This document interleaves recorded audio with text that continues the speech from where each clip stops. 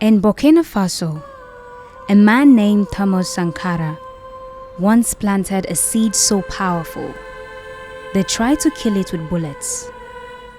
Some dreams don't die when the dreamer falls. They bury themselves deep in the soil, waiting for the right hands to lift them up again. Today, Thomas Sankara walks again, in the footsteps of a young captain named Ibrahim Traore. This isn't just history repeating itself. This is history fighting back. This is the story of Thomas Sankara and Ibrahim Traore. Two soldiers, one dream, two eras, bound by a single revolutionary spirit. In 1983, at the age of 33, Thomas Sankara seized the reins of a broken nation called Upper Volta. It was a country battered by drought, corruption, and foreign control. But Sankara's story did not begin on the battlefield or in the corridors of power. Thomas Sankara was born on December 21st, 1949 in Yako, a small town in northern Upper Volta. His father, Joseph Sankara, was a veteran of the French army during the Second World War, a man who had fought for a country that would later oppress his own people. His mother, Marguerite Sankara, was a strong figure at home, instilling discipline and faith in her children. Thomas grew up in a modest household, exposed to both the Catholic faith and the harsh realities of colonial life. From an early age, Sankara displayed a sharp intellect and a burning curiosity. He excelled in school and was sent to a military academy in Kadiogo, one of the few paths available for talented youth of poor backgrounds. There, he immersed himself not only in military training, but also in philosophy, political theory, and the revolutionary works of Frantz Fanon, Che Guevara, and Kwame Nkrumah. The military molded his discipline, but it was the word of ideas that forged his vision. He saw in the independence movement of Africa a mirror of his own dreams, not just for freedom, but for dignity, justice, and radical transformation. When Sankara was later sent for further military training in Madagascar, he witnessed firsthand the power of people's uprisings. The 1972 Malagasy students' protest against neo-colonial government repression left a permanent imprint on him. By the time he returned to Upper Volta, Sankara was no longer just a soldier, he was a revolutionary in waiting. Meanwhile, nearly 4 decades later, another son of Burkina Faso was coming of age in a vastly different, yet painfully similar world. Ibrahim Traore was born in 1988, 1 year after Sankara's assassination, in the humble village of Bodoku, the Bounsel du Mohon region. He grew up during the dark years when the dream Sankara planted had been trampled underfoot by corrupt elites and foreign manipulation. His parents were farmers, people who worked the land yet remained trapped in poverty, a contradiction that reflected the broader tragedy of post-Sankara Burkina Faso. From a young age, Traore was known for his quiet determination. He was not born into privilege, nor was he surrounded by opportunity. But like Sankara, he excelled academically against the odds. After completing his early education, he won admission to the University of Ouagadougou, where he studied geology, a science deeply tied to understanding the land, the earth, and the natural wealth that so often became Africa's curse rather than its blessing. Even as a student, Traore showed signs of leadership. He was active in student organizations, particularly those resisting injustices within the university system and the broader political climate. His experiences as a student activist laid the foundation for his understanding of power, resistance, and the need for organized, disciplined action. His experiences as a student activist laid the foundation for his understanding of power, resistance, and the need for organized, disciplined action. After graduating, Traore chose to join the army, a decision shaped not by personal ambition, but by a growing belief that true change in Burkina Faso could not come through broken political channels alone.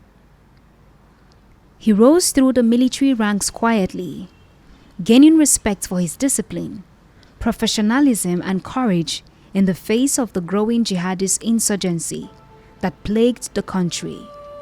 In 1983, Sankara's own ascent to power came through a coup that reflected the frustrations of a generation betrayed by empty independence. In 2022, Traore's coup echoed that same spirit, a rebellion against leadership that has surrendered sovereignty for personal gain.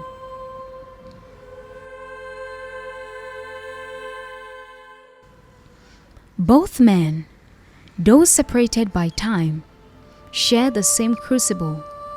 Born to modest families, raised in hardship, educated not only by schools, but by the brutal realities of injustice, trained in the discipline of the military, but animated by visions far greater than themselves. Sankara's revolution was breathtaking in its ambition. He renamed Upper Volta to Burkina Faso, the land of upright people. He cut government waste, sold a fleet of Mercedes-Benz limousines, and banned the pomp that had disconnected rulers from the road. He championed women's emancipation, launched massive vaccination programs, built railways and housing projects without foreign aid, and planted millions of trees to fight desertification. But perhaps his greatest crime in the eyes of global powers was insisting that Africa must free itself from the financial and political chains of neocolonialism. He denounced the hypocrisy of Western powers at international forums without fear. He called for African countries to form a united front against paying back colonial debts he declared immoral. The courage that made Sankara beloved by his people made him a target for his enemies. On October 15, 1987, in a plot orchestrated by internal traitors and external forces, Thomas Sankara was assassinated in Ouagadougou. 4 years of a shining experiment came crashing down in a hail of bullets. But Sankara's ideas about dignity, sovereignty, and self-reliance refused to die. In 2022, Burkina Faso was once again at a breaking point. Foreign troops occupied its soil. Insurgent groups terrorized its people. Poverty, corruption, and despair darkened the land. Ibrahim Traore, then a young captain, led an uprising against the government, paralyzed by compromise and weakness. In doing so, he did not merely seize power. He answered a cry that had been building in the heart of Burkinabe for decades. The parallels were unmistakable. Both men were captains in their 30s. Both rejected the suffocating influence of foreign domination. Both spoke a simple but powerful language that the poorest farmer and the most disenfranchised youth could understand. Both envisioned a Burkina Faso standing tall, no longer bowing to outsiders. And yet, there are differences born from experience. Where Sankara had a radiant idealism, Traore had a tempered realism. Where Sankara sought to remake society at breathtaking speed, Traore moves with cautious calculation, understanding that the forces arrayed against true sovereignty are more entrenched and more ruthless than ever. Today, Ibrahim Traore faces not only political and military threats, but a storm of violence aimed directly at him. Since taking power, he has survived 18 assassination attempts, the highest number ever recorded against any sitting president in modern history. Each attempt tells its own dark story. Snipers waiting along his travel routes, explosive device planted near military bases he was due to visit, planned ambushes during internal operations, and even betrayal attempts from within the very structures meant to protect him.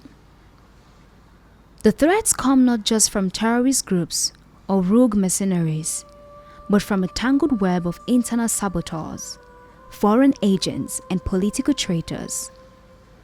Each bullet meant for Traore is a bullet aimed at the dream of a sovereign Burkina Faso. Yet he endures, not by hiding behind high walls or golden palaces, but by remaining close to his people, constantly moving, adapting and trusting only the most loyal few. His survival is not luck. It is the daily battle of a man who knows that, like Sankara before him, the prize of revolutionary leadership is permanent danger. In the face of this relentless assault, Traore's resilience has become a symbol in itself, a living reminder that while a body can be targeted, an idea, once rooted in the hearts of the people, is far harder to kill. But at their core, they are bound by the same sacred fire, the belief that the African people deserve more than charity. They deserve respect, justice, and the right to shape their own destiny, free from the invisible shackles of neocolonialism. In the faces of the Burkinabe people, in their murals, in their songs, in the hope rising from the dust of hardship, there burns a spirit first ignited by Sankara and now carried forward by Traore. Thomas Sankara once said, "While revolutionaries as individuals can be murdered, you cannot kill ideas." Ibrahim Traore is living proof of that truth. The revolution never truly ended. It simply waited for a new generation to answer its call, and the land of upright people rises once more.